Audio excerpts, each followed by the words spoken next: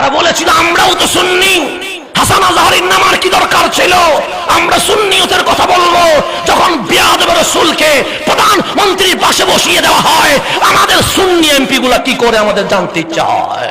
আরে আমাদের সুন্নিয়ত থাকার কথা ছিল এক নম্বরে, রাজনীতি চাকরি মর্যাদা থাকার কথা ছিল 2 নম্বরে। আজ আমার নবীর ইজ্জত সম্মানকে মাটিতে দিয়ে আমরা রাজনীতি করতে বসে আছি। তাহলে আমরা সুন্নিয়তকে 2 নম্বরে দিয়ে রাজনীতিকে কি করে দিয়েছি, 1 নম্বরে দিয়ে দিয়েছি। আবার বলি আমরাই আশিকে রাসূল, লজ্জাও আমাদের দরকার ছিল। আমরা যেখানে যাচ্ছি সেখানে আমাদেরকে কথা বলতে হবে। তাহলে আল্লাহর নবীর দেওয়া ইসলাম, এই ইসলাম ঐক্য করার জন্য আমাদেরকে প্রথম মেথড হচ্ছে হাবলুল্লাহ, আল্লাহর যে রশি আছে এই রশিকে শক্ত করে ধরতে হবে।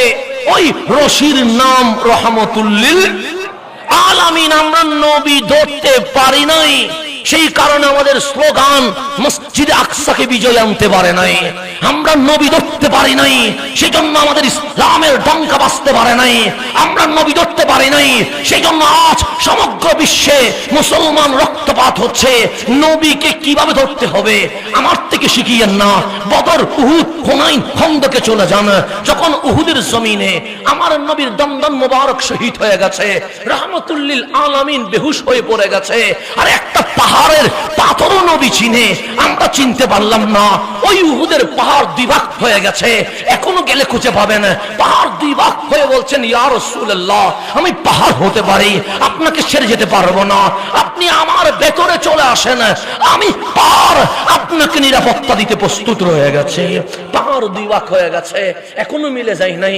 নবী প্রেমের দৃশ্য এখনো রয়ে গেছে, অনেক দিন সেটাকে বেঁধে রাখেছিল, অনেক আশিক রাসূল দেখতে পায় নাই, এখন খুলে দিয়েছে।